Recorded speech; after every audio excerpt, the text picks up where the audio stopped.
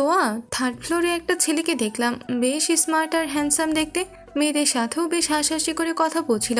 ছেলেটা কে রে? তুই কার কথা বলছিস? আরে ম্যানেজারের কেবিনে থেকে পাশে যে ছেলে বসে, ওই বেশ সুদর্শন আর স্মার্ট দেখতে, সবার সাথে সবসময় হেসে কথা বলে। দুই তিন অফিসে অফিসে এসে দেখলাম ওই অফিসের কলিগগুলোর সাথে বেশ হাসাহাসি করে কথা বলে। আসার সময়ও তাই দেখলাম। এগুলো কি তুই খেয়াল করিস না? তো আর রাগি চোখে তাকালে বান্ধবী সোনিয়া কথাটা ঘোরানোর চেষ্টা করে বলল, না আমি আসলে, না তোকে এই বিষয়টা নিয়ে আমি বলতে চেয়েছি। আর ছেলেটা কাজকর্ম বাদ দিয়ে মেয়েদের সাথে কথা বলছিল, তাই আর কি। আসলে কথা বলতেই পারে, সেটা বিষয় নাই, তবে তিন চারটা মেয়ের সাথে হেসে কথা বলা কেমন দেখায় না অফিসের মধ্যে। তুই নিশ্চিত ঈশানের কথা বলছিস, তাই না? তা তো জানি না, তবে ছেলেটা লম্বা দেখতে, লম্বা মতো দেখতে, ফর্সা ওই হবে হয়তো। তো আর ল্যাপটপ থেকে সিসিটিভি ফুটেজটা দেখতে লাগলো। হ্যাঁ, ঈশানি ওর অফিসে দু তিনটে মেয়ের সাথে দাঁড়িয়ে কথা বলছে। তো আর ল্যাপটপটা ঘুরিয়ে সোনিয়াকে দেখাতেই ও বলল, হ্যাঁ ওর কথাই বলছি। এই ছেলেটাকে কতবার বারণ করব অন্য মেয়ের সাথে কথা না বলতে। এসব ওভার স্মার্টনেস আমার একদমই ভালো লাগে না। ওকে যত বারণ করি ততই মেয়েদের সাথে লটর পটর করতেই থাকবে। তুই বাসায় চলে যা, আমি কাল তোর সাথে দেখা করব। সোনিয়া আর এক মুহূর্ত দেরি করলো না। ভদ্রমহিলা রেগে গেছে, এখন যা খুশি তাই করে ফেলবে। সোনিয়া আর তোয়া অনেক দিনের বেস্ট ফ্রেন্ড। তোয়া অনেক দিন দেশের বাইরে থেকে পড়ালেখা শেষ করে এসেছে, গত 6 মাস হলো। অফিসে আসার পর দেখেছে অফিসের পরিবেশটা বেশ সুন্দর, তবে একটা ছেলে একটু বেশি স্মার্ট, যে ছেলেটা গত 6 মাস হলো অফিসে জয়েন করেছে। অবশ্য ছেলেটাকে ওর আব্বুই এনেছিল। যেমন তার কোয়ালিফিকেশন, তেমনই তার স্মার্টনেস। কাজের দিক থেকেও পারদর্শী, কোনো কাজেই তেমন ভুল হয় না বললেই চলে। তোয়ার আব্বুর ওকে খুব বেশি বিশ্বাস করে বলেই তোয়া তেমন কিছু বলতেও পারে না ছেলেটাকে। কয়েকবার ওয়ার্নিং দিয়েছে মেয়েদের সাথে এত প্রেম ভালোবাসার গল্প না করতে, আর এসব যেন অফিসের বাইরে গিয়ে করে। অন্যদিকে ঈশান ছেলেটা ওকে বলেছে যে অফিসের সবার সাথে সম্পর্ক বজায় রাখতে হলে তাই কথা তো সবার সাথে বলতেই পারে। কিন্তু তোয়া এসব সহ্য করতে পারে না। প্রতিবারের মতোই আজকেও ঠিক তেমন কিছুই দেখলো, তবে আজকে অন্য কারো মুখ থেকে শুনতে হলো। সেটা ওর বান্ধবী ওর সাথে অফিসে দেখা করতে এসেছিল, আর এসে এরকম কিছু বলল। তোয়াদের অফিসে ঈশান নজরে পড়ার মতোই একটা ছেলে, যেমন দেখতে তেমনই তার কথা বলার ধরন, সবার সাথে হেসে কথা বলে, তাই চোখে পড়েছে হয়তো। তোয়া কিছু একটা ভেবে 2 মিনিট পর ঈশানকে কল করলো। একটু বাদেই ছেলেটার রুমের সামনে এসে অনুমতি নিয়ে ভিতরে প্রবেশ করে ম্যাডামের সামনে এসে দাঁড়ালো। ঈশান বারবার ম্যাডামকে এইসব বিষয় নিয়ে কথা বলতে দেখেছে, মেয়েদের আশেপাশে যেতে না করেছে, কিন্তু কেন এসব বিষয় নিয়ে আলোচনা করে ঈশান জানে না। ঈশানও বলেছে যদি ওর কাজে কোনো ভুল হয় সেটা নিয়ে ওকে বকাঝকা করতে পারে, তাই বলে যেন এইসব বিষয় নিয়ে রাগারাগি না করে, কিন্তু ম্যাডাম বারবার সেটাই করে। ঈশান বুঝতে পারলো ম্যাডাম রেগে আছে। বিষয়টা বোঝা শেষ হওয়ার আগেই এবার ভদ্রমহিলা বলতে আরম্ভ করলো, তোমার সমস্যা কোথায়? সমস্যা মানে বুঝলাম না ম্যাডাম, আপনি কিসের কথা বলছেন? এতটা না ন্যাকা তুমি নও যতটা সাজার চেষ্টা করছো। তুমি যে একটু আগেও মেয়েদের সাথে হাসাহাসি আর ল্যাপটালেপটি করেছিলে, সেটা আমি সিসিটিভি ফুটেজে দেখে নিয়েছি।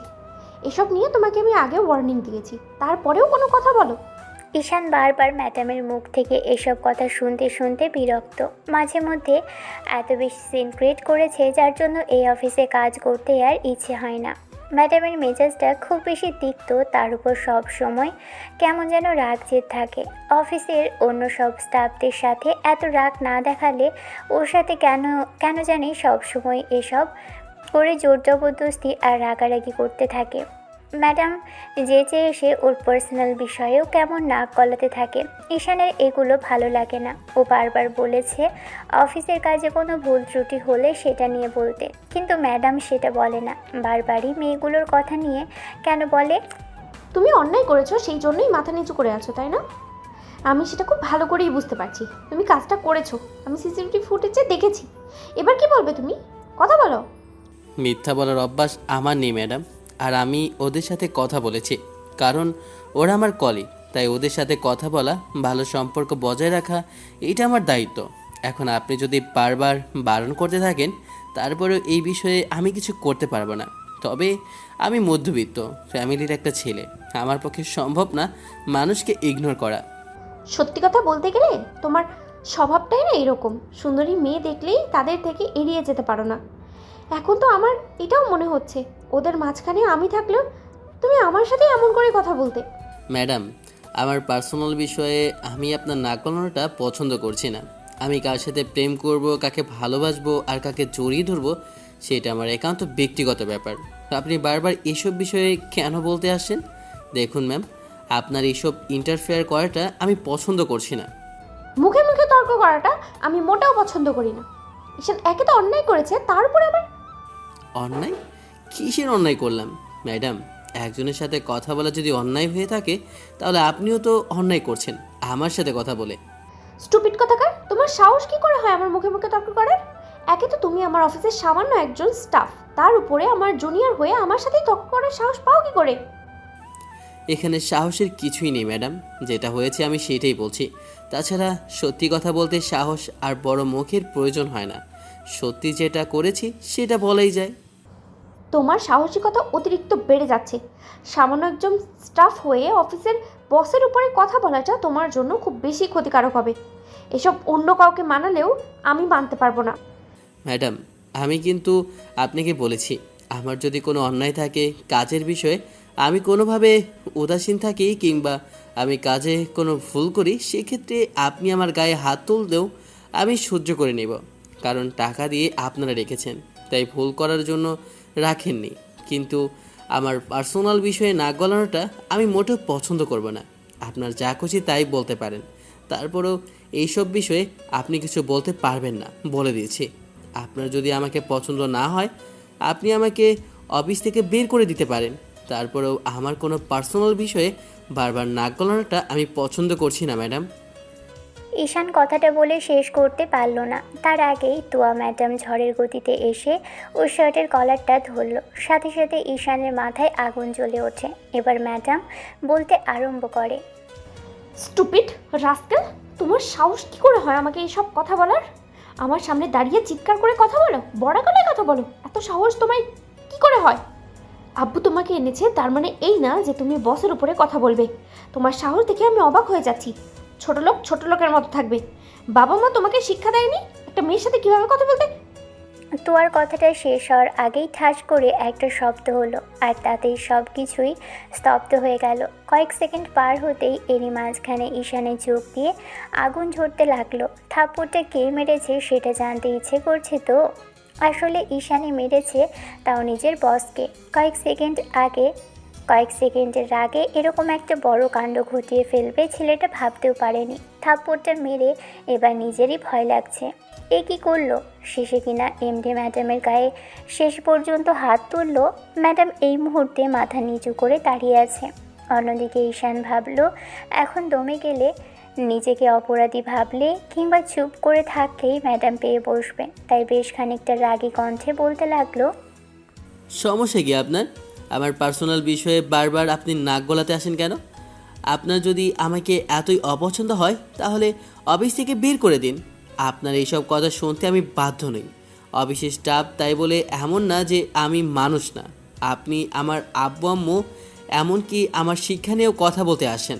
আমি এমন কোনো শিক্ষায় বড় হইনি যার জন্য আপনার সাথে সিনকেট করছি। আপনার কাছেই আজকে এমনটা করতে বাধ্য হলাম। অফিসের বস হয়েছেন তাই বলে যা ইচ্ছা তাই করতে পারেন না। তার উপর আমি আপনার সাথে এমন কোনো অন্যায় করিনি যার জন্য আপনি রোজ আমার সাথে এরকম সিনকেট করতে থাকবেন। কি করেছি আমি? কি আপনার সাথে জোর করেছি, গায়ে হাত দিয়েছি আপনার, নাকি রেপ করে দিয়েছি যার জন্য সবসময় আমার সাথে এরকম সিনকেট করতে থাকেন?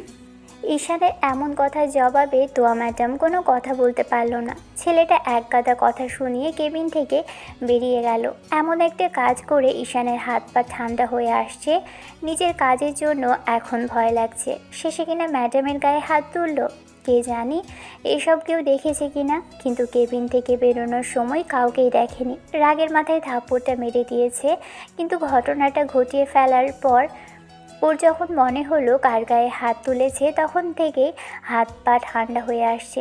মনে হচ্ছে কি একটা অন্যায় করে ফেললো।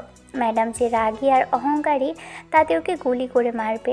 আর ম্যাডামের আব্বু অর্থাৎ অফিসের মেইন বস যদি জানতে পারে তাহলে যে লোকটা ওকে বিশ্বাস করে চাকরিটা দিয়েছিল তারই মেয়ের গায়ে হাত তুলেছে। ঈশান কথাগুলো যতই ভাবছিল ততই পুরো শরীরটা অসাড় হয়ে আসছিল। বারবার মনে হচ্ছে এই বুঝি জ্ঞান হারাবে, না হলে নির্ঘাত হার্ট ফেল করবে। কি একটা কাজ করে ফেললো আজকে, এর প্রতিশোধ তো ম্যাডাম নির্ঘাত নেবে। কে জানি কি করে বসে রাগের মাথায় মেজাজ হারিয়ে এমন একটা মেয়ের গায়ে হাত তুলে ফেলেছে। সে আবার অফিসের বস, রাস্তার কোনো মেয়ে কিংবা অচেনা কেউ হলেও মানিয়ে নেওয়া যেত, কিন্তু ম্যাডাম যে পরিমাণে রাগী, জেদি আর অহংকারী, তার উপর আবার অফিসের বস। এখন কিনা কি করে বসে। যত সব টেনশন নিয়ে ঈশান আর অফিসে থাকতে পারল না। এক প্রকার টেনশন আর ভয় থেকেই অফিস থেকে বেরিয়ে যায়, তারপর বাসায় চলে আসে। সেদিন আর বাসা থেকে বেরোয় না, তবে সারা রাত ধরে ভেবে সিদ্ধান্ত নেয় যে পরদিন অফিসে গিয়ে রিজাইন লেটার দিয়ে আসবে। অন্যদিকে তুয়া নিজের কাজের জন্য কোনোভাবে অনুতপ্ত নয়, উল্টো ভাবছে অফিসের সামান্য একজন স্টাফ হয়ে ওর গায়ে হাত তুলেছে, এটা মেয়েটা কিছুতেই মানতে পারছে না। তুয়া অফিস থেকে বাসায় এসে রুমের মধ্যে ঢুকে ইচ্ছে মতো ভাঙচুর করলো। আব্বু বাসায় নেই, তারপর কাজের লোক দিয়ে নিজেই সব কিছু ঠিকঠাক করলো।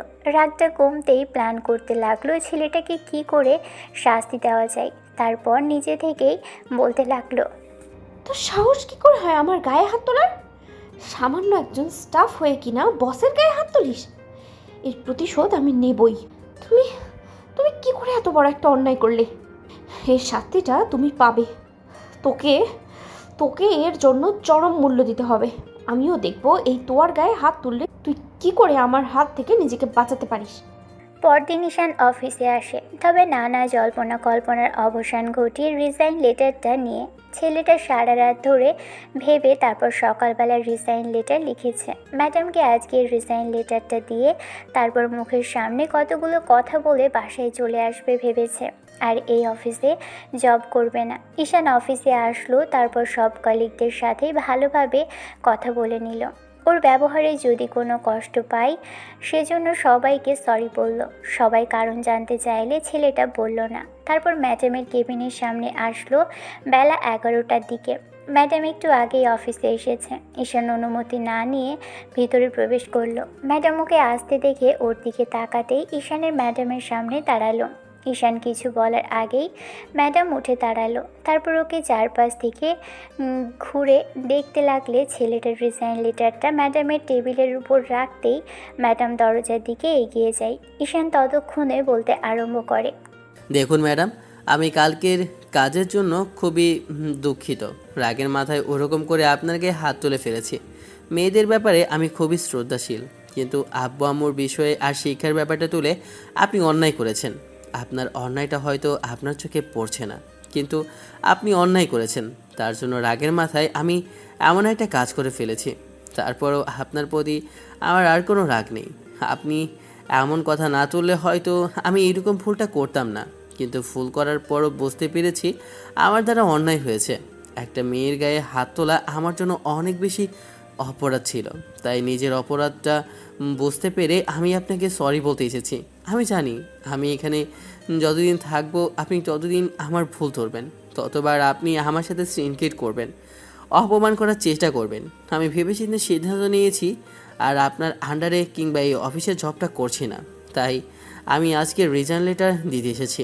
আর আমি আন্তরিকভাবে দুঃখিত কালকের ঘটনার জন্য। মেয়েদের গায়ে আমি কখনো হাত তুলিনি, এটাই ফার্স্ট, এটাই লাস্ট। আমি হাত জোড় করে মাপ চাইছি আপনার কাছে ম্যাডাম। এত সহজে তো আমি তোমায় মাফ করছি না। তুমি মাফ চাইলেই সব সমস্যার সমাধান হয়ে যাবে আর তোমাকে আমি মাফ করে দেবো, তুমি সেটা ভাবলে কি করে? কেবিনে ঢোকার পর ম্যাডাম কথা বলছিল না, তাতে ঈশান বুঝতে পেরেছে যে ম্যাডাম এরকম কিছুই হয়তো বলবে। ছেলেটা তার জন্য প্রস্তুত ছিল। ও রিজাইন লেটারটা টেবিলের উপর রেখে ম্যাডামের দিকে ঘুরতেই খেয়াল করলো ম্যাডাম আর দরজা লক করে দিয়েছে ততক্ষণে।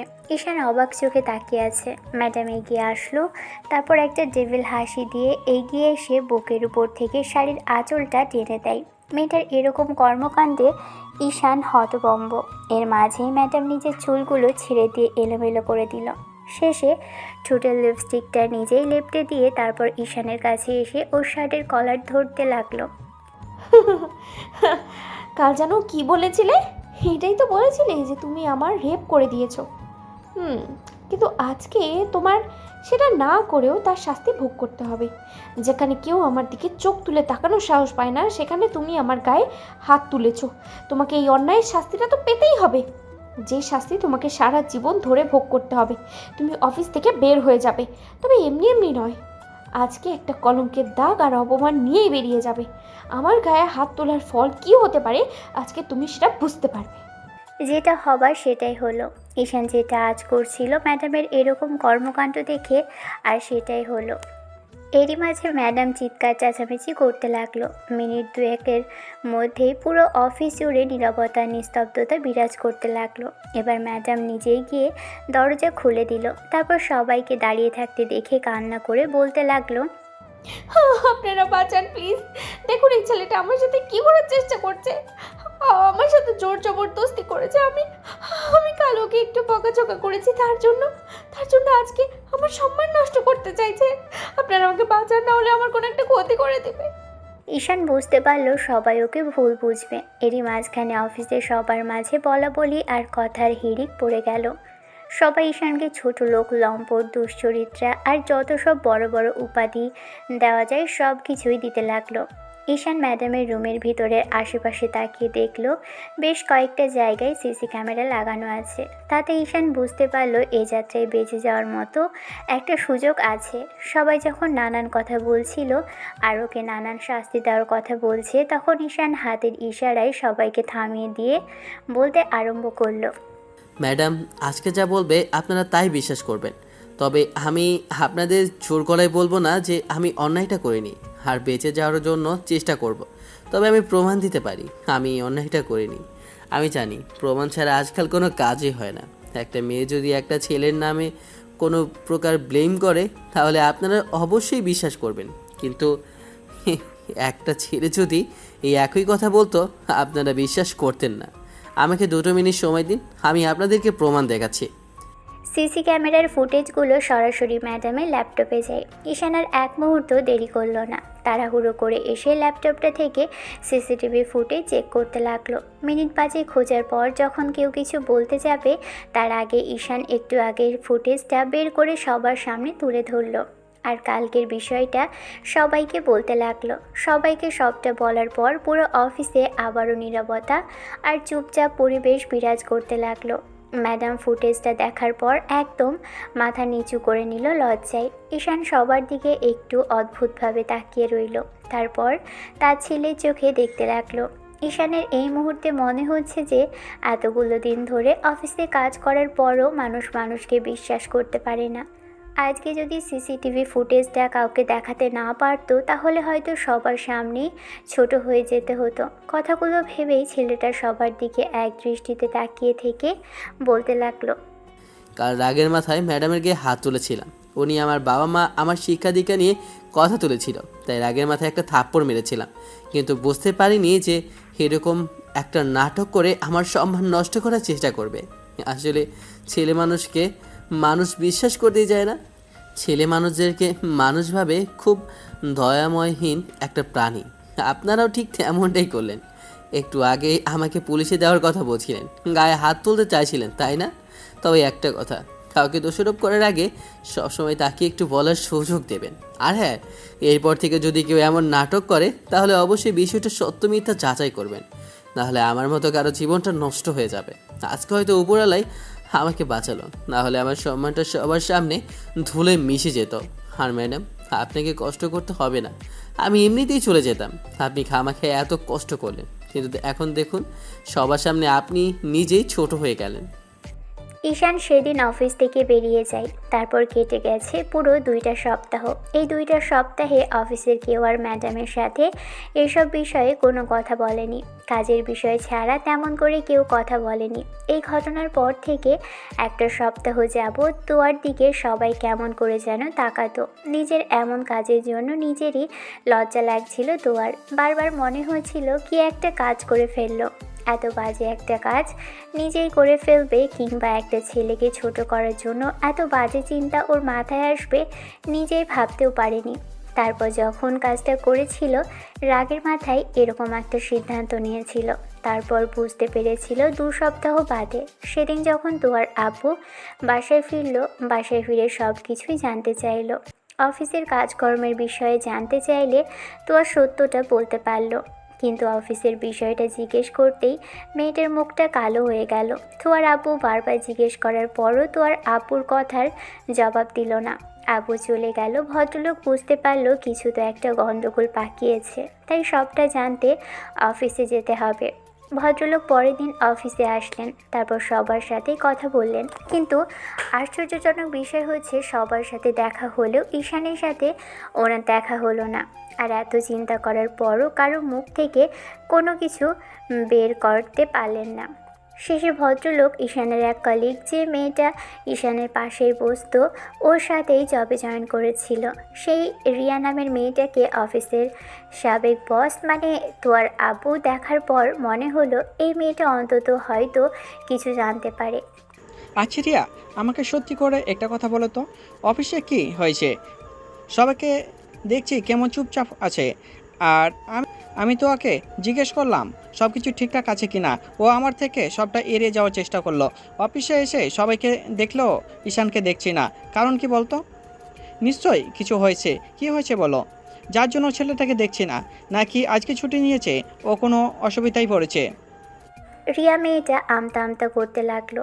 বস এবার খানিকটা রাগী আর কড়া কণ্ঠে ওকে বিষয়টা জিজ্ঞেস করতেই তখন মেয়েটা ফরফর করে সবটা বলল। সব শোনার পর তোয়ার আব্বু অবাক চোখে মেয়েটার দিকে তাকিয়ে রইল। ভদ্রলোক কিছু একটা ভেবে মুহূর্তের মধ্যেই প্রস্থান করলো। ভদ্রলোক এক প্রকার ঝড়ের গতিতে কেবিনে আসলো। তোয়া কাজ করছিল। আব্বু এসে ওকে জিজ্ঞেস করলো ঈশানের সাথে এত বড় অন্যায় করেছে কিনা। বিষয়টা জানতে চাইলে মেয়েটা চুপ করে রইল। বারবার আব্বু জিজ্ঞেস করার পরও যখন তোয়া বলছিল না, তখন আব্বু ওর হাত ধরে টেনে ওঠালো। তারপর কষিয়ে গালে একটা থাপ্পড় মারতেই মেয়েটা গালে হাত দিয়ে মাথা নিচু করে রইল। আর আব্বু বলতে লাগলো, লাই দিয়ে তোমাকে আমি এতটাই মাথায় তুলেছি যে শেষ পর্যন্ত একটা ছেলের সম্মান আর নিজের ইজ্জতের ওপর এমন একটা দাগ লাগাতেও তুমি দ্বিতীয়বার ভাবলে না। তুমি যে আমার মেয়ে কিংবা আমার সন্তান, সেটাও ভাবতে আমার লজ্জা লাগছে। আমার মেয়েকে তো আমি এরকম শিক্ষা দেইনি, বাইরে গিয়ে এরকম কিছু শিখে এসেছো তুমি, তাই না? এ তো বাজে মন মানসিকতা তোমায় কোথা থেকে চিন্তা ভাবনায় আসলো? তোমার চিন্তা ভাবনা আর এসব কর্মকাণ্ডের কথা শুনে আমি নিজেই লজ্জিত। তোমার বাবা হিসাবে আমার নিজেরই লজ্জা লাগছে এটা ভেবে যে তোমার মতো অহংকারী আর একটা জেদি মেয়ের বাবা আমি। আমার ভাবতেই লজ্জা লাগছে আমি তোমাদের অফিসের দায়িত্ব দিয়েছি, আর তুমি নিজ থেকে এমন একটা ছেলের এত বড় ক্ষতি করলে। তুমি জানো ওর পরিবারের অবস্থা কেমন? ওর চাকরিটা চলে যাওয়ার পর যদি ওর পরিবারটা ভেসে যায়, এর দায়িত্ব কে নেবে? তুমি নেবে?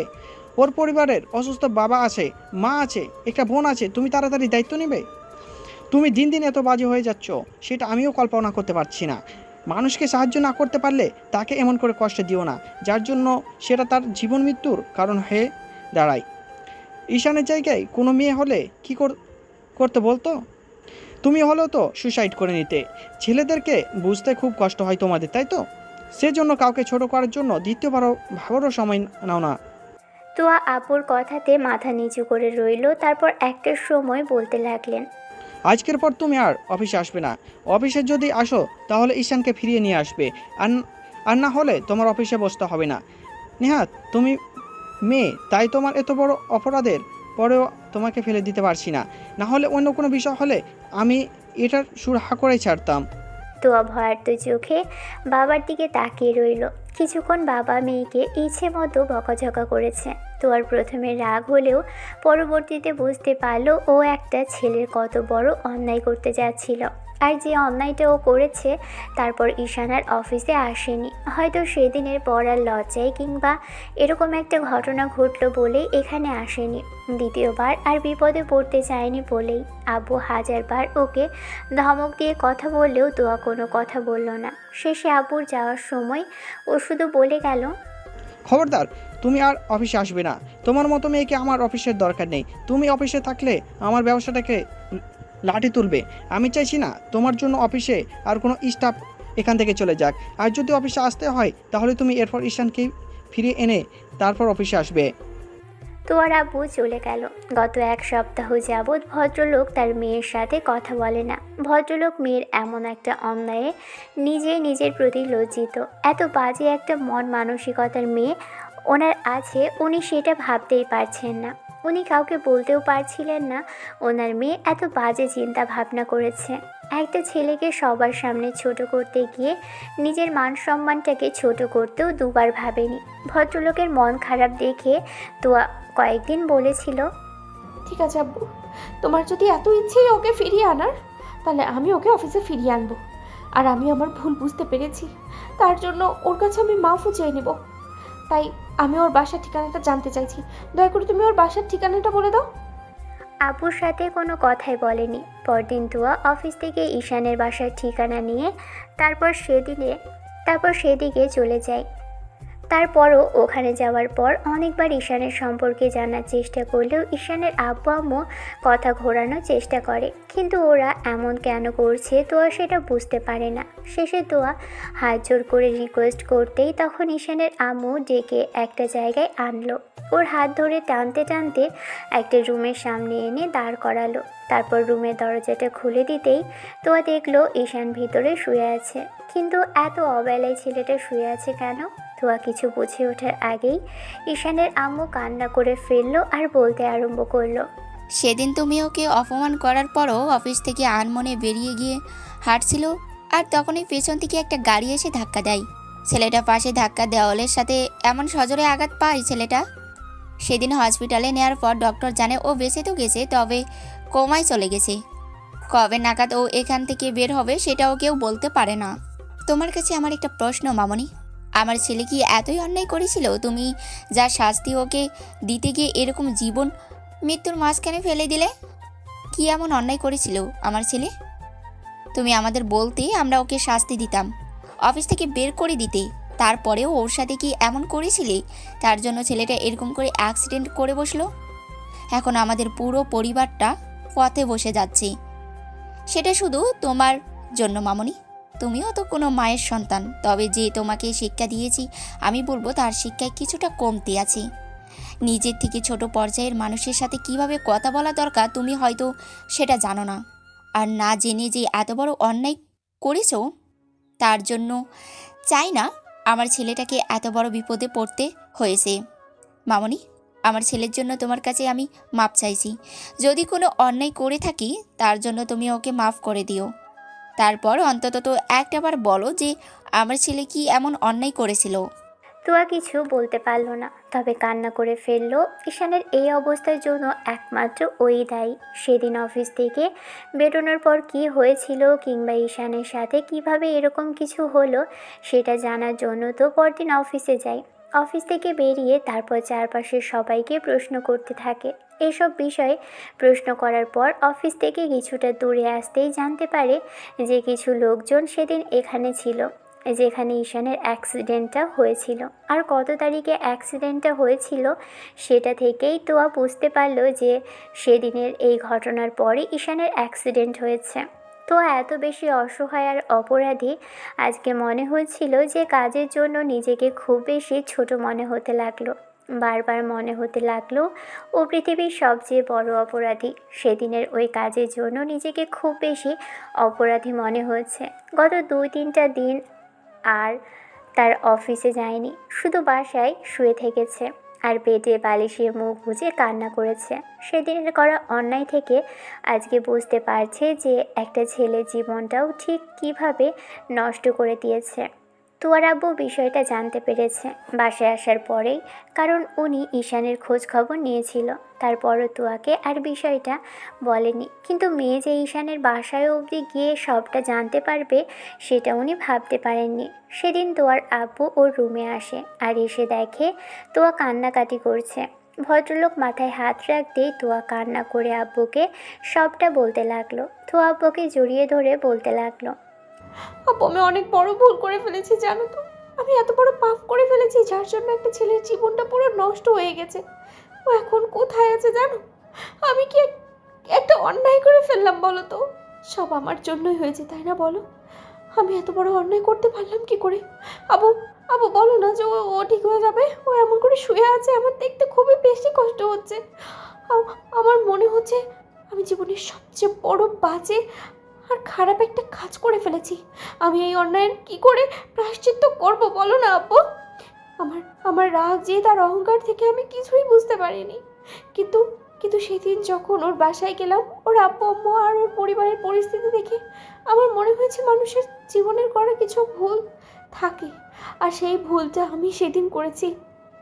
আমি আমি রাগের মাথায় এত বড় অন্যায় করেছি, যার জন্য ছেলেটার আজকে এই অবস্থা। সব সব আমার জন্য হয়েছে, তাই না বলো? আবু, এই ভুলটা আমি কি করে শুধরাবো? আমি বারবার ভুল করে ফেলি, কিন্তু আজকের এই ভুলটা আমি কি করে শুধরাবো? আবু বলো প্লিজ, চুপ করে থেকো না। দেখো মামনি, যেটা ভুল হয়েছে সেটা বোঝানো সম্ভব না। আর উপরওয়ালা চেয়েছে বলে ছেলেটা বেঁচে আছে, না হলে সেদিনই হতো। না না আব্বু, তুমি এমন কথা বলো না প্লিজ। ওর কিচ্ছু হবে না, ও সুস্থ হয়ে যাবে, তাই না বলো? সত্যি করে বলো না, ও সুস্থ হয়ে যাবে। আব্বু অনেকক্ষণ যাবৎ বোঝালো, তারপরও মেয়েটা কান্না করেই চলেছে। আব্বু ওর মাথায় হাত বোলাতে বোলাতেই বলল, আমি সবাই বুঝতে পারছি, কিন্তু তুমি কাঁদছো কেন? ও অসুস্থ, ওর লাইফটা নষ্ট হয়ে যাচ্ছে, সেটা ভেবে তুমি কাঁদছো কেন? সত্যি করে বলো তো। তো আব্বুকে ছেড়ে দিল। কিছুক্ষণ বাদে উঠে ওয়াশরুমে চলে গেল। আব্বুর বিষয়টা বুঝতে পারল না, হয়তো এক অজানা ভয় আর অপরাধ বোধ থেকে মেয়েটা কাঁদছে। একটা সপ্তাহ মাঝে কেটেছে, আর এই একটা সপ্তাহ তোয়া বাসা থেকে তেমন বেরোয়নি। ওর বান্ধবীদের সাথে সবটা শেয়ার করেছে। ওর যে বান্ধবী থেকে এরকম কথা শুনেছিল, সোনিয়ার সাথে সবটা শেয়ার করলে মেয়েটা ওকে বলে ঈশানের পরিবারকে হেল্প করতে। তোয়া যে অন্যায় করেছে সেই অন্যায়ের প্রায়শ্চিত্ত হলেও যেন ওর পরিবারের দিকে নজর রাখে। তোয়া ভাবে যে অন্যায়টাও করেছে সে, অন্যায়ের জন্য ঈশানকে হেল্প করবে। আর যতদিন পর্যন্ত না ওর সুস্থ স্বাভাবিক লাইফে ফেরে ততদিন অবধি ঈশানের পাশে থাকবে। তোয়া সেটাই করেছিল। পরদিন ঈশানের বাসায় যাওয়ার পর তোয়া বাসায় যায়। সেদিন ঈশানের বাসায় যাওয়ার পর ঈশানের বোন দরজা খুলে দেয়। তারপর ওর আম্মুকে ডেকে জিজ্ঞেস করে এই মেয়েটাকে। তারপর জানতে পারে এটাই ঈশানের অফিসের ম্যাডাম। তখন ঈশানের বোন বলতে লাগলো, আপনি এখানে কেন এসেছেন? নাকি দেখতে এসেছেন আর আমার ভাই যেটুকু বেঁচে আছে আপনি সেটুকু ওকে মেরে দিতে চান? আর কি চাই আপনার? আমার ভাইটাকে অর্ধেকটা তো মেরেই ফেলেছেন। আর কি চাই আপনার? সত্যি করে বলুন তো, আমরা কি এমন অন্যায় করেছিলাম যার জন্য এত বড় শাস্তি দিয়েছেন সেদিন আমার ভাইটাকে? তোয়া বুঝতে পারলো যে ঈশানের পরিবার ওর সম্পর্কে সবটা জেনে গেছে। হয়তো ঈশানের কলিগরা এসব বলে দিয়েছে। ওরা জানতে পারার পর বাসায় এসেছিল। তোয়া ফুপিয়ে কেঁদে উঠল। ঈশানের আম্মুর পায়ের কাছে বসে পড়ে। ওনার পাগুলো জড়িয়ে ধরতে গেলে আম্মু পা সরিয়ে নেয়। মেয়েটাকে জোর করে টেনে উঠিয়ে একটা জায়গায় নিয়ে বসায় আর বলতে আরম্ভ করে, দেখো মামনি, যেটা হয়েছে সেটার জন্য কারো উপর আমরা রাগ করে নেই। আমার ছেলের কপালে হয়তো এমনটাই ছিল, আর সেটা জন্যই তুমি খামোকা কান্নাকাটি করো না মামনি। তুমি আবার কেন এসেছো এখানে? আন্টি, আন্টি আমি ভুল করেছি, তার জন্য ক্ষমা চাইতে এসেছি।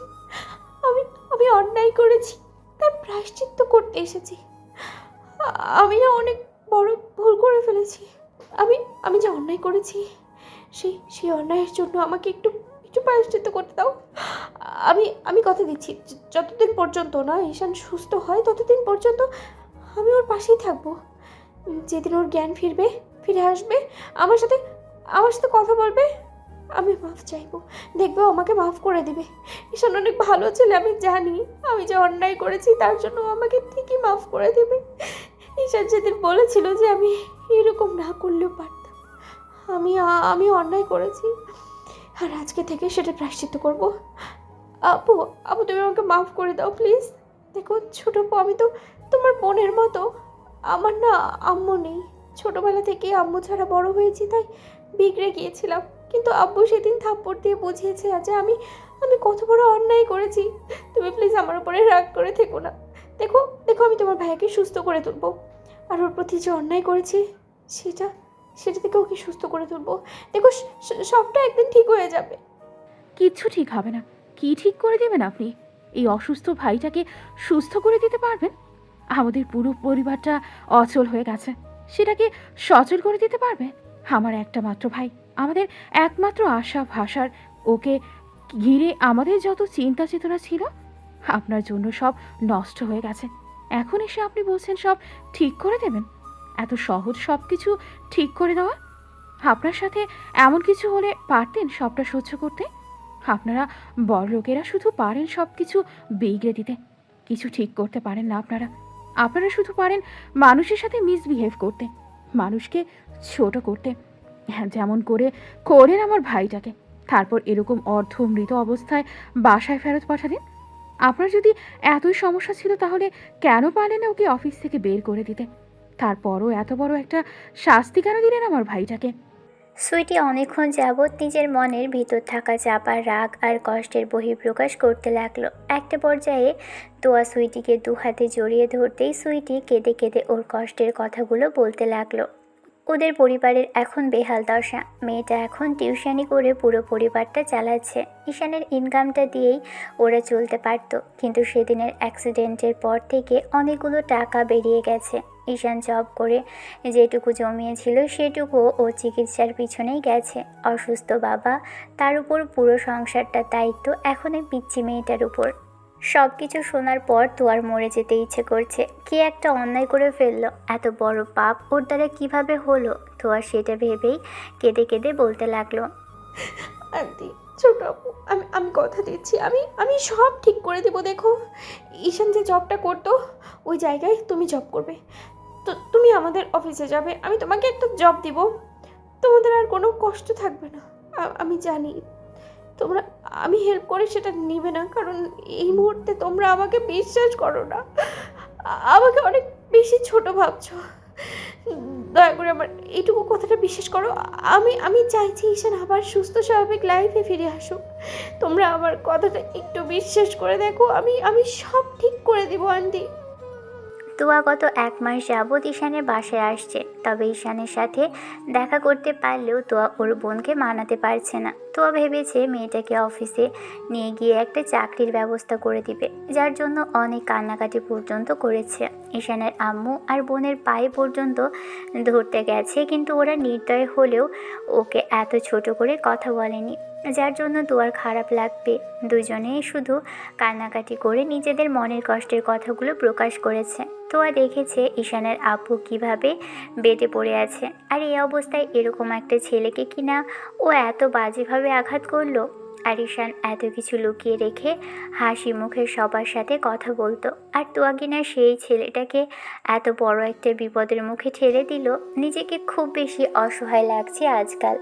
তোয়ার কাছে মনে হয় এত বড় অন্যায়টা ও করতে পারলো কি করে। শেষ যেদিন তোয়া ঈশানের বোনের পায়ে হাত ধরতে গেল, সেদিন আম্মুর কথাতেই মেয়েটা রাজি হয়। তবে রাজি হলেও বলেছে যদি ওর ভাইয়ের মতো কিছু করতে চায় তাহলে ও সেখান থেকে চলে আসবে। পরদিন তোয়া সুইটিকে অর্থাৎ ঈশানের ছোট বোনটাকে অফিসে নিয়ে যায়, তারপর সবার সাথে পরিচয় করিয়ে দেয়। আর পরিচয় করানোর এক পর্যায়ে বলে, আজকে থেকে সুইটি আমার পার্সোনাল অ্যাসিস্ট্যান্ট, ও সবসময় আমার সাথে থাকবে, আমাকে কখন কি করতে হবে সেটা দেখিয়ে দেবে।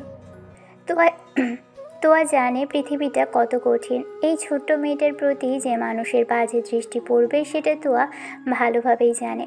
ওকে সবসময় ছোট বোনের মতোই কাছে রাখার চিন্তা ভাবনা করলো। মেয়েটা সবে মাত্র ইন্টার সেকেন্ড ইয়ারে পরীক্ষা শেষ করেছে, আর এত বড় দায়িত্ব কেনই বা দিবে। তাই ওরই কেবিনের মধ্যে একটা কেবিনের ব্যবস্থা করে দিল।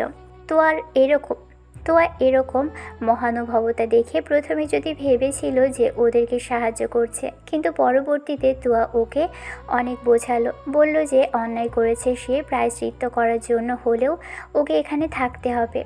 আস্তে আস্তে ঈশানের বোন আর তোয়ার মাঝে একটা ভালো বন্ধুত্বপূর্ণ সম্পর্ক তৈরি হয়।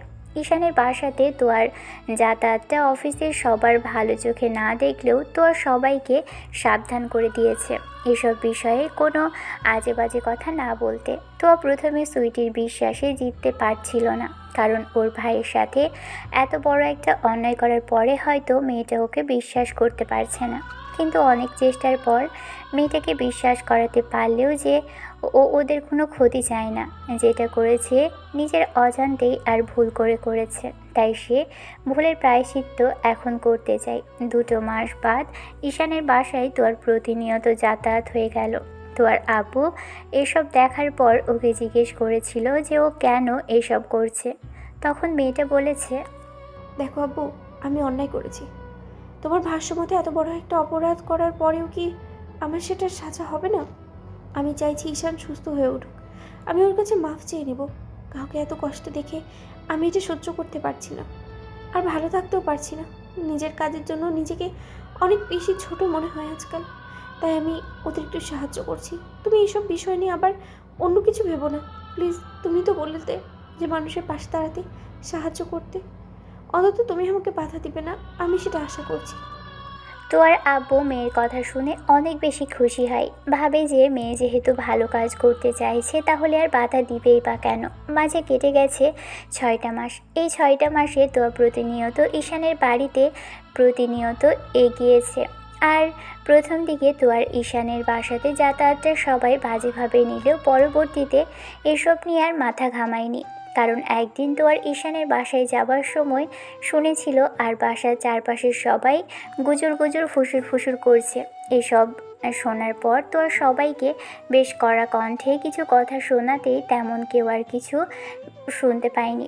তোয়া জানে মানুষ ওর পিছনে বাজে কথা বলে, মানুষের কাজ হচ্ছে মানুষকে বাজে কথা শোনানো, আর যাদের কাজ হচ্ছে মানুষকে ছোট করে কথা বলা, ছোট করা, তারা সারাদিন এসব নিয়েই পড়ে থাকে।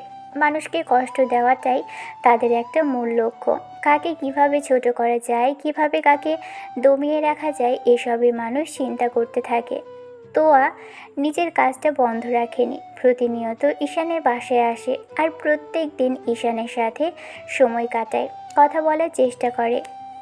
ছেলেটা যে পাথরের মূর্তির মতো পড়ে থাকে, তো আর এসব দেখতে ভালো লাগে না। কেন জানি মনে হয় ছেলেটা যদি একবার উঠে বসতো, ওর সাথে সেদিনের মতো একটু রাগীভাবে কথা বলতো, তাহলে তো অনেক বেশি খুশি হতো। এটাই ভেবে যে হয়তো ঈশান ওর সাথে রাগারাগি করলেও একটা সময় ওকে মাফ করে দিবে। গত 6টা মাসে তো কতবার ঈশানের কাছে এসেছে, প্রতিনিয়ত ছেলেটার সাথে কথা বলার চেষ্টা করেছে। তো আর সেটা নিজেও জানে না। তো প্রত্যেক দিন একবার অন্তত ঈশানের কাছে এসেছে। তোর মনে হয় এই পরিবারটা এখন ওর হয়ে গেছে, কারণ প্রতিনিয়ত তো ওদের সাথে সময় কাটায়। তোর পরিবারে আব্বু ছাড়া তেমন কেউ নেই, তাই তো আর তেমন করে বাসায় থাকে না। অফিসের ফাঁকে ফাঁকে প্রতিনিয়ত ঈশানের বাসায় আসে আর ছেলেটার সাথে কথা বলতে আরম্ভ করে। কিন্তু কেন জানি এখন তো আর মনে হয় যে ও এখন আর ঈশানের সাথে শুধু নিজের কর্মের কিংবা অন্যায় অপরাধ বোধ থেকে দেখা করতে আসে, তেমনটা নয়। এখানে এখন মেয়েটা ঈশানের প্রতি কিছু তো একটা ফিল করে, কিন্তু এরকম জড়বস্তুর ন্যায় পড়ে থাকা একটা ছেলের প্রতি কিনা শেষ পর্যন্ত এরকম অনুভূতি তৈরি হবে তো আর সেটা ভাবতেও পারেনি। প্রতিদিনের মতো তো আজকেও এসে ঈশানের পাশে বসেছিল, আর ঠিক তখনই ওর মনে হতে লাগলো এভাবে চুপ করে আর কতদিন থাকবে। চুপ করে থাকলে হয়তো ঈশানের সুস্থতাটা তাড়াতাড়ি হবে না। তাই তোয়া বারবার করে ঈশানের সাথে কথা বলার কিংবা স্বামীর সাথে কথা বলার চেষ্টা করতে লাগলো। বিশ্বাস করো ঈশান, আমি না তোমাকে অমন করে কষ্ট দিতে চাইনি। সেদিন যে কি হয়েছিল জানি না, তবে তোমাকে কষ্ট দেওয়ার পর বুঝতে পেরেছি সেদিন আমি জীবনের সবচেয়ে বড় ভুলটা করে ফেলেছি। কারণ এত বড় একটা অন্যায়ের বোঝা আমি বইতে পারছি না। এসে তুমি প্লিজ উঠে বসো, আমার সাথে একটু কথা বলো। সেদিনের মতো রেগে হলেও আমাকে হাজারটা কথা শোনাও, আবার আমাকে আরেকটা থাপ্পড় মারো। আমি বুঝে গেছি যে তুমি ছাড়া আমার জীবনটা অচল হয়ে গেছে। তোমাকে কেন এমন করে সবসময় দেখে রাখতাম, সবসময় মেয়েদের থেকে দূরে রাখতাম, অন্য মেয়েদের সাথে কেন তোমাকে সহ্য করতে পারি না সেটা আমি বুঝে গেছি। কারণ আমি তোমায় ভালোবাসতাম ঈশান, আর সেটা তোমাকে বলতে পারিনি আর বুঝতে পারিনি। তোমার এই পরিস্থিতিতে এসে আমার মনে হয়েছে যে আমি সত্যিই তোমাকে ভালোবাসি, আর এত বেশি ভালোবাসি যে এখন তোমাকে ছাড়া আমি অন্য কিছুই ভাবতে পারি না। আমার বারবার মনে হয় তোমার কাছে ছুটে আসলে তুমি একটা দিন ঠিকই উঠে বসবে, সবার সাথে কথা বলবে, আর দিন শেষে আমি তোমার কাছে মাফ চাইবো। তখন ঠিক তুমি আমাকে অন্তত আর যাই হোক দূরে সরিয়ে দিবে না। অন্তত আমাকে আমাকে একটাবার মাফ করে দিবে। আমি ঠিক তখনই তোমাকে আমার ভালোবাসাটা প্রকাশ করব। আমি বলে দিব আমি ঠিক তোমাকে কতটা ফিল করি আর কতটুকু ভালোবেসে ফেলেছি। বিশেষ করো ঈশান, তোমাকে ছাড়া আমার একটা দিনও কাটে না। তুমি আমি আমি থাকতে পারি না। বাসায় মনে হয় যে তোমার কাছে বারবার ছুটে আসি, হয়তো একটু বাদেই তুমি কথা বলবে, কিন্তু তুমি কথা বলো না। যেন 6টা মাস কেটে গেল, এর মাঝে তুমি একটা দিনও কথা বলোনি। আমার খুব বেশি কষ্ট হয় জানো। আমি কাউকে বলতে পারি না যে আমি এখানে বারবার কেন ছুটে আসি। প্লিজ একটাবার উঠো, আমার সাথে একটু কথা বলো, একটু পর আমাকে মাফ করে দাও। বিশ্বাস করো আমি আর পারছি না এই অপরাধ বয়ে বেড়াতে। সবসময় মনে হয় জীবনের সবচেয়ে বড় অপরাধটাই করেছি, সেদিন তোমার সাথে তর্ক করে আর তোমাকে এমন করে আঘাত করে। আর সেই জন্যই হয়তো ওপরওয়ালা এখন আমাকে এত বড় কষ্টের মুখোমুখি ফেলেছে। জান পাখি, একটাবার উঠো না, একটু কথা বলো আমার সাথে। আমার যা সহ্য হচ্ছে না। প্লিজ ঈশান, তুমি একটাবার উঠে আমার সাথে কথা বলো, একটু কথা বলো। দেখো আমি সত্যি অনেক বেশি ভালো হয়ে যাব। এরপর থেকে আর কখনো তোমার কথার অবাধ্য হব না। তুমি তুমি যা বলবে, তুমি যেই মেয়ের সাথে কথা বলতে চাও বলতে পারো। শুধু শুধু দিন শেষে আমাকে একটু ভালোবেসো, নিজের সাথে মিশিয়ে রেখো। দেখো আমি অনেক ভালো হয়ে যাব। তারপর একটাবার কথা বলে দেখো প্লিজ জান। তুয়া কাঁদতে কাঁদতে ঈশানের একটা হাত কপালের সাথে ঠেকিয়ে ফুপিয়ে উঠতে লাগলো। এরই মাঝখানে কেউ একজন কাঁধের উপর হাত রাখতেই তোয়ার ষষ্ঠ ইন্দ্রিয় জাগ্রত হলো। ও কেমন যেন চুপচাপ হয়ে গেল, ফুপিয়ে উঠে একটু চুপচাপ হয়ে গেল। বোঝার চেষ্টা করলো কে এসেছে। তারপর যখন আলতো করে চোখ জোড়া উঠিয়ে পিছনের দিকে ফিরলো, খেয়াল করলো সুইটি পিছনে দাঁড়িয়ে আছে। মেয়েটাকে দাঁড়িয়ে থাকতে দেখে তোয়া আবারও ফুপিয়ে উঠল আর বারবার করে ওর ভাইয়াকে উঠে আসতে বলতে লাগলো। সুইটিকে দেখেই যেন তোয়া আবেগটা বেড়ে দ্বিগুণ হয়ে গেল। ও বলতে আরম্ভ করলো, ছোট আপু, তোমার ভাইয়াকে উঠতে বলো না। আমি এত বড় অন্যায় করেছি যে শাস্তি দিতে বলো, আমাকে প্রায়শ্চিত্ত করার একটা সুযোগ দিতে বলো। ও কেন ওঠে না বলো তো? আমি এত ভালোবাসার কথা ওকে বলি, ও কেন আমাকে বুঝতে পারে না? আমি ওকে এতবার করে বলি আমাকে একটু বকাঝকা করতে। সেদিনের অন্যায় প্রায়শ্চিত্ত করবো বলে ওকে বারবার বলে যেন আমাকে একটু বকা দেয়, একটু যেন ভালোবেসে আগলে নেয়। আমি জোরে দূরত্ব কি করে চুপ করে টাকাটা সহ্য করতে পারছি না। আবার তুমি তোমার ভাইয়াকে একটা এটা করে বলো না উঠে বসতে। ওখানে বুঝতে পারে না যে ওর পাগলিটা কষ্ট হচ্ছে। তোয়া কান্না করে নিজের মন করা কথাগুলো প্রকাশ করতে লাগলো।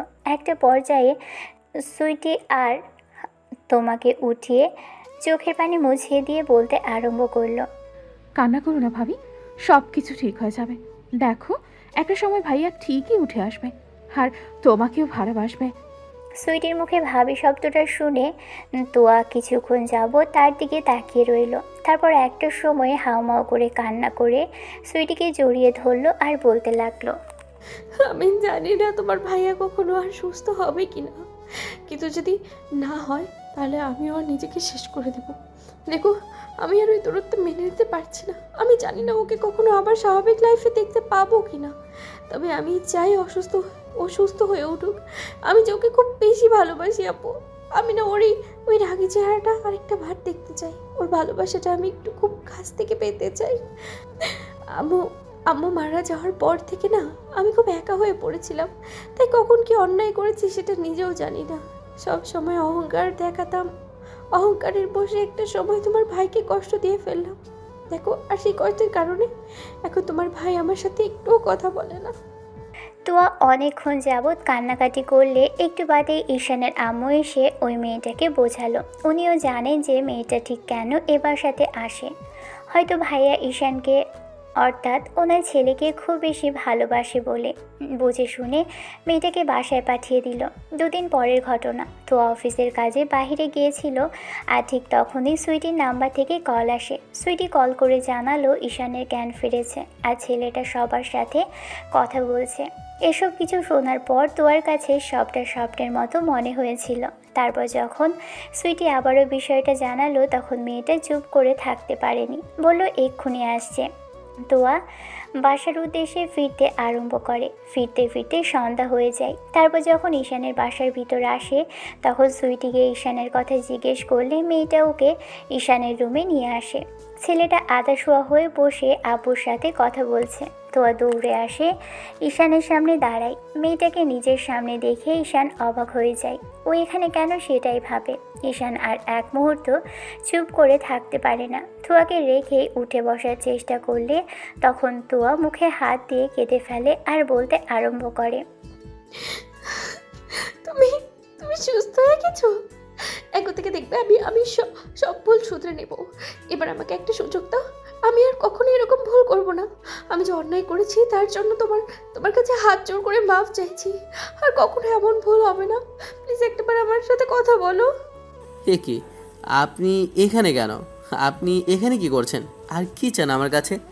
একে তো আমার লাইফটাকে শেষ করে দিয়েছেন। প্রায় একটা বছর আমি বেডে পড়েছিলাম, এখন আসেন আবার কৃতজ্ঞতা দেখাতে? নাকি আপনি মজা দেখতে এসেছেন? আমি বেঁচে আছি সেটা আপনার সহ্য হচ্ছে না? দেখুন ম্যাডাম, আমি খুব ভালো করেই বুঝতে পারছি যে আপনি এখানে কেন আসেন। আপনি আবার নিশ্চয়ই কোনো নাটক সাজাতে এসেছেন, তাই না? আপনার এসব নাটক আম্মু আব্বু বিশ্বাস করলেও আমি বিশ্বাস করছি না। আপনি এক্ষুনি এখান থেকে বেরিয়ে যাবেন, আর ভুলেও আমার বাসায় আসবেন না। আপনার এসব নাটক আমি আর দেখতে চাই না। আপনার এই মুখটাও আমি আর দেখতে চাইছি না। আপনার জন্য আমার লাইফটা নষ্ট হয়ে গিয়েছিল। শেষ পর্যন্ত আমি হয়তো বেডে পড়েছিলাম। কতদিন মানুষের সামনে হয়তো মাথা তুলেও দাঁড়াতে পারতাম না। সব কিছু আপনার জন্য হয়েছে। আমার পুরো পরিবারটা ভেসে যাচ্ছিল, সেটা শুধু আপনার জন্য। ঈশান আমার কথা। তোয়া কথাটা শেষ করতে পারল না। তার আগে ঈশান পাশে থাকা একটা গ্লাস ছুঁড়ে ফেলে দিল আর কড়া কণ্ঠে বলতে আরম্ভ করলো, দয়া করে এখন অন্তত আমাদের মাফ করে দিন, আর আসবেন না এখানে। আপনার মুখটা দেখাও আমার জন্য পাপ। আপনি যে অন্যায় করেছেন, তারপরে যে আপনার সাথে আমি কথা বলছি, সেটাই আপনার জন্য অনেক। দয়া করে এখান থেকে চলে যান। আপনি যদি সত্যি কোনো ভালো করে সন্তান হয়ে থাকেন, তাহলে ভুলেও আর আমার সামনে কোনো দিন আসবেন না। তাহলে আমি ভুলে যাব আপনি একটা মেয়ে। ভাইয়া তুই কি বলছিস? আমি ঠিকই বলছি, চলে যেতে বলো নাকে। উনি যেন আর ভুলেও আমাদের বাসাতে না আসে। ওনার মুখ দেখাটাও পাপ। যে অন্যায় করেছে তারপর যে আমি ওনার সাথে কথা বলছি, সেটাই অনেক। তোয়া ঈশানের একটা হাত ধরতে গেলে ছেলেটা এক ঝটকায় হাতটা সরিয়ে দিল আর বলতে আরম্ভ করলো, আপনি কি চান? আমি মরে যাই? আপনি যদি সেটা চান তাহলে সরাসরি বলে দিন। যদি তা না চান তাহলে আমার চোখের সামনে আর কখনো আসবেন না। আপনার মুখটা আমি আর দেখতে চাই না। আপনি যদি আবার আমার সামনে আসেন, তাহলে সত্যি আমি নিজের কোনো ক্ষতি করে দেব, দেখবেন। তোয়া মুখে হাত দিয়ে কেঁদে ফেলল। তারপরও ঈশানের মনে কোনো প্রকার মায়া হলো না। ঈশান হাজারটা কথা শোনালো। মেয়েটা ওর পায়ে ধরতে গেলে ছেলেটা পাগুলো সরিয়ে নিল। তারপর শেষে আবারও ওকে বলল যেন চোখের সামনে না আসে। এবার তোয়া কাঁদতে কাঁদতে বলতে লাগলো, ঈশান আমি চলে যাব, অনেক দূরে চলে যাব। আর কখনো তোমার চোখের সামনেও আসবো না। প্লিজ জান পাখি, আর এরকম কথা কখনো বলো না। তোমার কিচ্ছু হবে না। তুমি ভালো থাকবে। আমি তোমাকে এতটা ভালোবাসি যে তোমার ভালোর জন্য তোমাকে ছাড়তেও পারি। ঈশান সেদিন মেয়েটা যাওয়ার দিকে তাকিয়েছিল। রাগ করে থাকলেও জিজ্ঞেস করতে পারেনি যে কেন মেয়েটা ওর কাছে এসেছিল, কী জন্য এসেছিল। তারপর ঈশানের বোন ওকে সবটা জানালো। মেয়েটা ওদের কতটুকু হেল্প করেছে আর কিভাবে ওদের আগলে রেখেছে, আর ওকে একটা জব পাইয়ে দিয়েছে। সবটা শোনার পর ঈশান চুপ করেছিল। তারপর যখনই বোনের কথাগুলো উপেক্ষা করে চলে যেতে নাই, তখন ওর বোন বলেছিল, সব কিছু জানার পরও মেয়েটা তোকে এত ভালোবাসে, সেটা বোঝার পরও তুই তাকে এমন করে এড়িয়ে যাবে? ভাইয়া তাহলে তুই আমাকে কি বলতে চাচ্ছিস বোন? মেয়েটা তোকে ভালোবাসে, অন্যায় করেছিল সেটার জন্য আমরা পর্যন্ত ওর উপর রেগেছিলাম। এখন আমরা ওকে মাফ করে দিয়েছি। তুই কয়েকটা দিন রাগ করে থাকলেও দেখবি একটা সময় তোর রাগটাও কমে যাবে। বলছি কি ভাইয়া, তুই অন্তত একটাবার ভাবির কথাটা একটু ভেবে দেখ।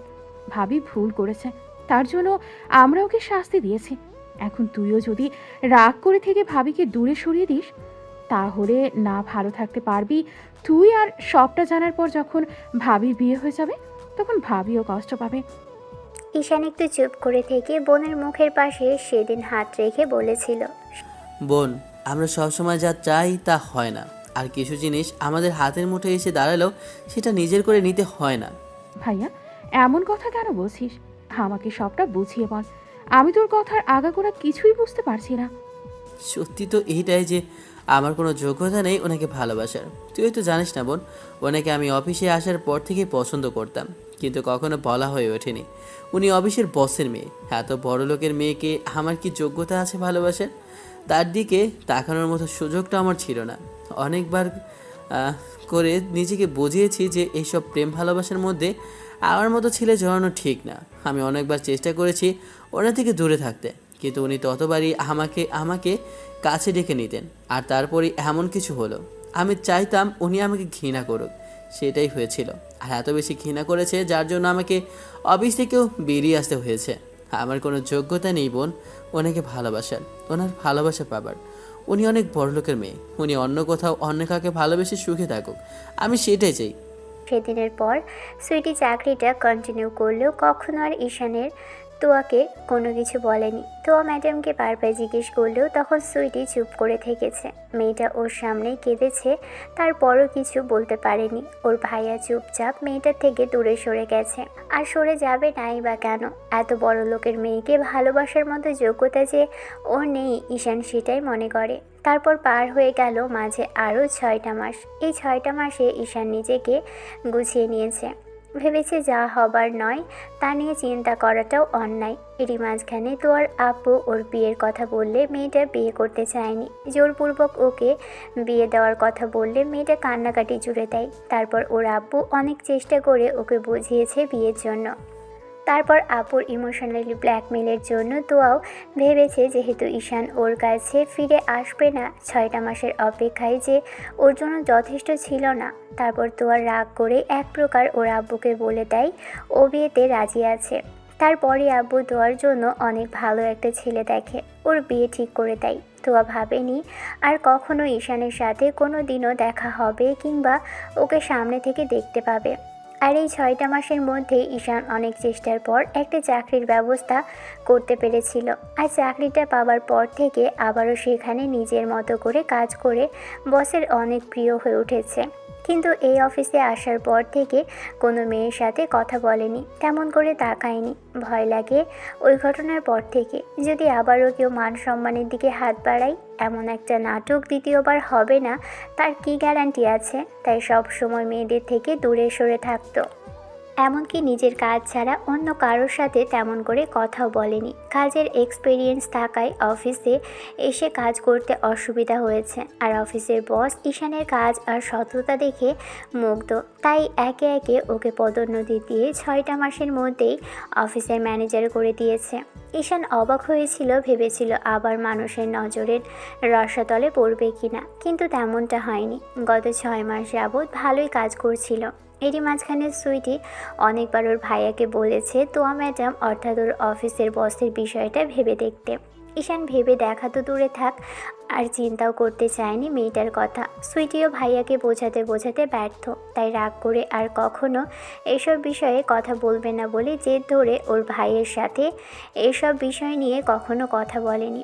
6 মাসের মাথায় ঈশানের অফিসের বসের বিয়ে ঠিক হয়, আর বিয়ের সব দায়িত্ব ঈশানের উপর পড়ে। ঈশান ওনার খুব বিশ্বস্ত লোক হয়ে যায় কিনা, তাই লোকটার সব দায়িত্বই ঈশানকে দাঁড়িয়ে থেকে পালন করতে বলেছে। ভেবেছে এই কাজটা ও নিজের দায়িত্ব, তাই নিজের মন মতো করে কাজগুলো মনোযোগ সহকারে করেছে। অন্যদিকে ঈশানের বাসাতে ইনভাইট করা হলেও ঈশানরা কেউ যাবে না। সুইটি নাকি কোথাও একটা ইনভাইট আছে বলে আব্বু আম্মুকে নিয়ে সেদিকে চলে যায়। ঈশানও আর এসব বিষয় নিয়ে জানতে চায়নি। তারপর আর কি, ঈশান অফিসের বসের কথা মতো সব কিছু ঠিকঠাক করে বরপক্ষের হয়ে বিয়েবাড়িতে চলে আসে। বিয়েবাড়িতে আসার পর বুঝতে পারে যে এটা তোয়া ম্যাডামের বাসা, কারণ ভদ্রমহিলার বাসা ঈশান আগে থেকেই চিনত। আগের বস অর্থাৎ তোয়ার আপু অনেকবার ওকে নানা কাজের জন্য বাসায় আসতে বলেছে, আর তারপর থেকে ঈশান বাসাটা চেনে। কিন্তু তোয়া ম্যাডামের সাথেই যে ওর অফিসের বসের বিয়ে, ঈশান সেটা ভাবতেও পারেনি। আবার পরক্ষণে মনে হলো যে বড়লোকের সব বড়সড় ব্যাপার, এসব বিষয় নিয়ে ওকে মাথা ঘামালে চলবে না। ঈশান তোয়ার বাসায় আসার সাথে সাথেই বোনের সাথে দেখা হয়। তখন সুইটি কিছু একটা নিয়ে ভেবে ওর সাথে কিছুক্ষণ কথা বলে চলে যায়।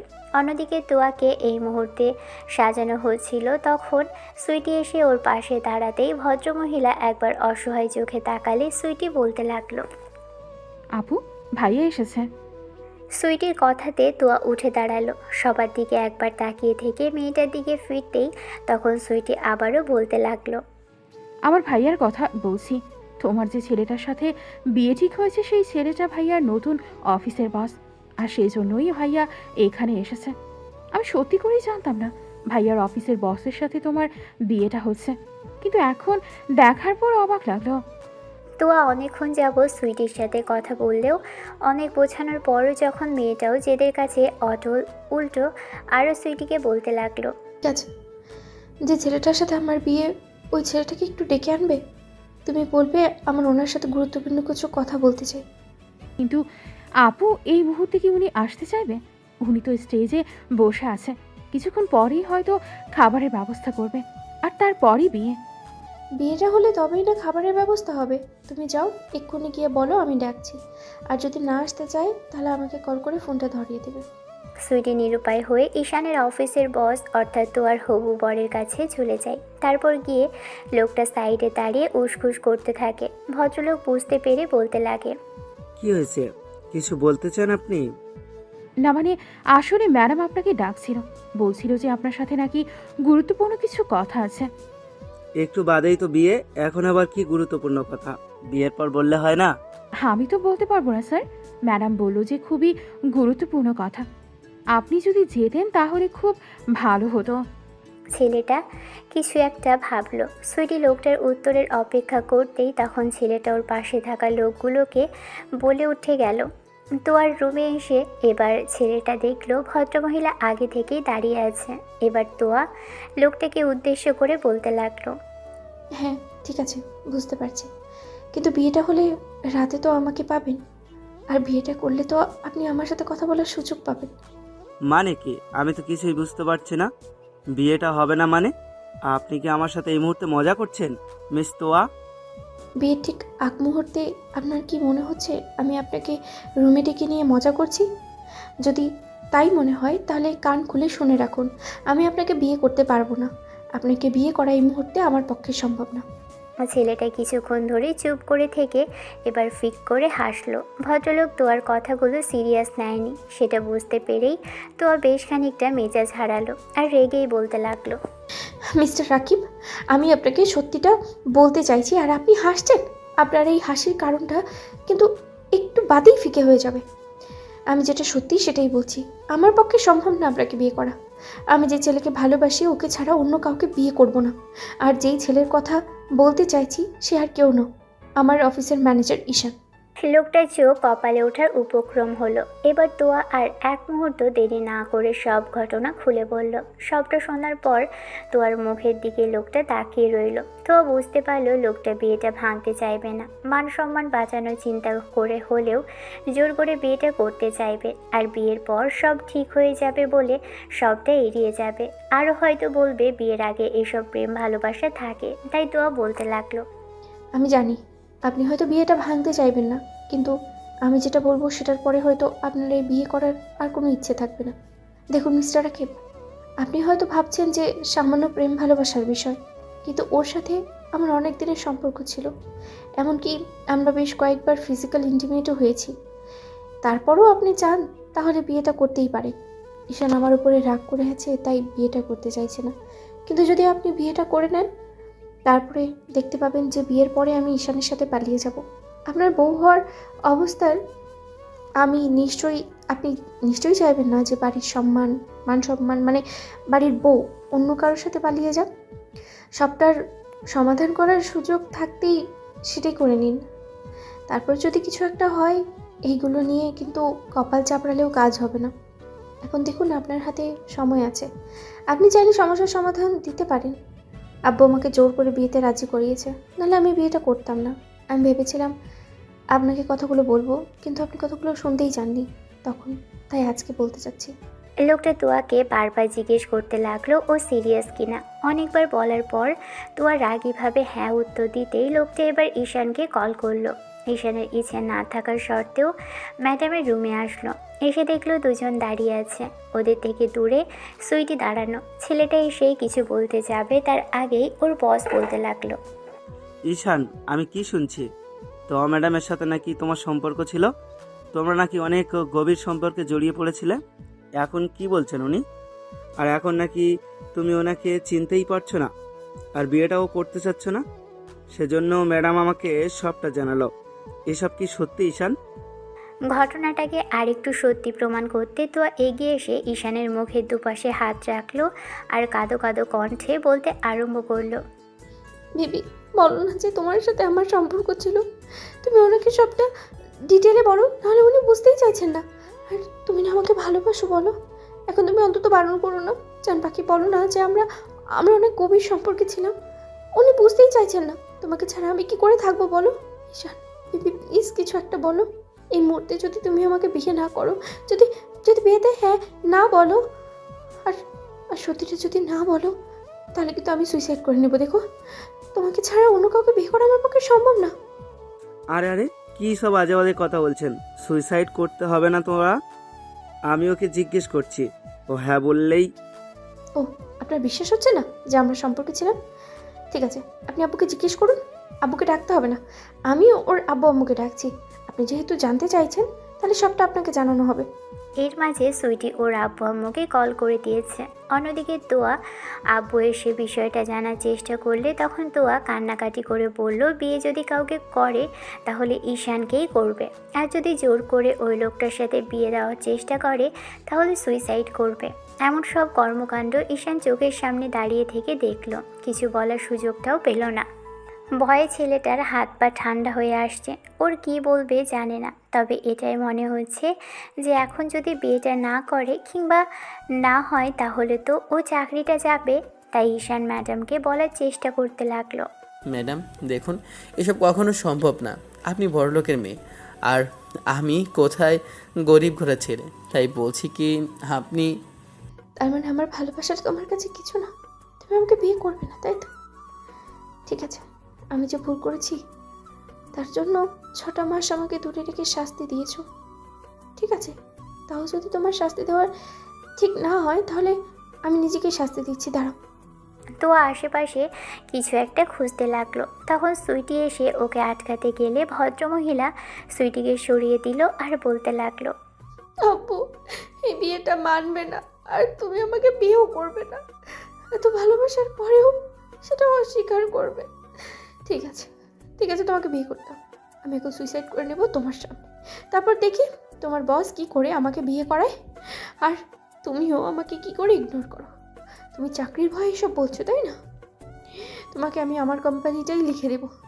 তারপরেও শুধু আমার তোমাকেই চাই। একটা সুযোগ দাও ঈশান, দেখো আমি কখনো এমন ভুল করবো না। তোমাকে অনেক ভালোবাসি, তো তোমাকে ছাড়া থাকা আমার পক্ষে সম্ভব না ঈশান, সম্ভব না। মেয়েটা অনেকক্ষণ যাবতই সবার সামনে কান্নাকাটি করতে লাগলো। অন্যদিকে ঈশান মাথা নিচু করে আছে। বস অনেকবার জিজ্ঞেস করলো যে ও পছন্দ করে কিনা কিংবা ওদের মাঝে সম্পর্ক ছিল কিনা, কিন্তু ঈশান বলতে পারলো না। তার আগেই তোয়া ওর মুখ থেকে কথাটা বারবার কেড়ে নিয়ে ওকে স্বীকার করার জন্য বাধ্য করতে লাগলো। শেষে সুইটিও মিথ্যে বলে দিল ওদের মাঝে সম্পর্ক ছিল, আর ও সবটাই জানতো। ঈশান অবাক হয়ে তাকিয়েছিল ওদের কর্মকাণ্ডে। লোকটা সব কিছু জানার পর আর তোয়াকে বিয়ে করতে চায়নি। তারপর মনে হয়েছে এই বিয়েটা করলে অনেক বড় ক্ষতি হবে, দুইটা মানুষের মাঝে বাধা হবে। তার উপর তোয়া যে কথা বলেছে বিয়ের পরে হলেও পালিয়ে যাবে, এসব কিছু শোনার পর আর বিয়ে করার মতো ইচ্ছেটাই লোকটার মরে গেছে। লোকটা নিজে থেকে দাঁড়িয়ে থেকে ঈশান আর তোয়ার বিয়েটা দিল। ঈশান ভাবতে পারেনি যে বসের মেয়েকে বিয়ে করতে হবে কিংবা মেয়েটা এ বাড়িতে আসার পর এরকম নাটক জুড়ে দিবে। তোয়া ম্যাডামের বাড়িতে আসার পর ঈশানের ভয় লেগেছিল, যদি ম্যাডাম জানতে পারে তাহলে হয়তো ঝামেলা পাকাবে। কিন্তু এই ঝামেলাটা যে এত বড় হবে ঈশান সেটা বুঝতে পারেনি। যাই হোক, ঈশানকে অনেক জোর করে ওর আব্বু আম্মু রাজি করালো, তারপর ধরে বেঁধে বিয়েটা দিল। বিয়ের সময়ও ঈশান স্টেজ থেকে উঠে গিয়ে যেতে গেলে তোয়া জোর করে ওকে বসালো আর একটা হাত জড়িয়ে ধরে রাখলো পুরো সন্ধ্যা অবধি ওদের সেখানে থেকে। তারপর ঈশান বাসায় যাওয়ার জন্য বলতেই তোয়ার আব্বু বলতে লাগলো, একমাত্র মেয়ের জামাই, আজকে দিনটা অন্তত আমার বাসায় থেকে যাও, আজকে কোথাও যেতে হবে না। আর আমি তোমাদের জন্য একটা বাসার ব্যবস্থা করে দেব। আমি ভাবতে পারিনি যে তোমাদের বিয়েটা এমনভাবে হবে। তো আমাকে প্রথমে বলেনি, কিন্তু যখন বিয়ে ঠিক করার কথা বললাম তখন বলল কাউকে নাকি পছন্দ আছে। আমি শুনতে চাইনি, তারপরও জোর করে বলেছিল। কিন্তু আমি সব কিছু ভেবে মেয়ের বিয়েটা তোমার সাথে দিতে চাইনি। আর আজকের বিয়ের দিন এসে এমন একটা কাজ করবে ভাবতে পারিনি। মেয়ের জেদের কাছে আমার জোর করেও হলেও রাজি হতে হয়েছে। যেটা হবার হয়ে গেছে, এখন আমার মেয়েটাকে মেনে নেওয়ার চেষ্টা করো ঈশান। ঈশান প্রচণ্ড রেগে আছে। তোয়া রুমে বসে আছে, সেটা খুব ভালো করেই জানে। রাতে ঈশানের আব্বু আম্মু বাসায় চলে গেল, শুধু থেকে গেছে ঈশান আর বোন। বোন জোর করে ঈশানকে তোয়ার রুমে পাঠালো। ছেলেটার রুমে এসে দরজাটা ধপাস করে লাগিয়ে দিল। তোয়া এসে ওর সামনে উঠে দাঁড়াতেই ঈশান বলতে লাগলো, কী করলেন আপনি এটা? আপনার কি খেয়ে দিয়ে কোনো কাজ নেই? দিন শেষে কিনা আমাকে জোর জবরদস্তি করে বিয়েতে বাধ্য করালেন। কি ক্ষতি করেছি আমি আপনার? কোনো ক্ষতি করনি জান পাখি, ভালোবাসি তাই জোর করে বিয়েটা করেছি। নাকি বিয়ে করাটা অন্যায় ছিল? এত কথা বলো কেন? হ্যাঁ, সব বিষয়। আর তুমি আমাকে ভালোবাসো সেটা কি আমি জানি না ভেবেছো? এখানে না আসলে তো বিয়েটা করতে পারতেন না, তাহলে আমাকে কোথায় পেতেন বলেন? সেটা ঠিক, তোমাকে পেতাম না। কিন্তু তোমার কি মনে হয় এই বিয়েটা আমি করতাম? কখনোই না। তোমাকে ছাড়া অন্য কাউকে নিয়ে আমি ভাবতামও না। সুইটি আমাকে বলেছিল যে তুমি আমাকে ঠিক কতটুকু ভালোবাসো জান পাখি।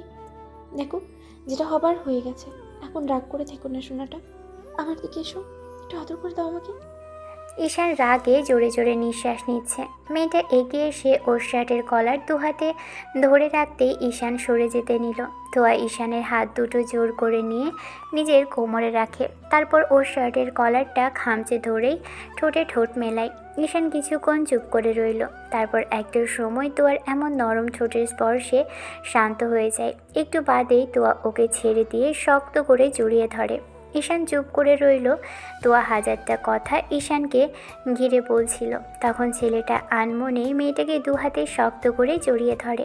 ততনিতে মাথায় ঠেকাতেই তোয়া ওর বুকে পরম শান্তিটুকু খুঁজে নেয়। ভালো থাকুক ভালোবাসা। দেখা হচ্ছে অন্য কোনো দিন, অন্য কোনো গল্পে। ততদিন পর্যন্ত সুস্থ থাকবেন, ভালো থাকবেন, আমাদের সাথেই থাকবেন। ধন্যবাদ। আল্লাহ হাফেজ।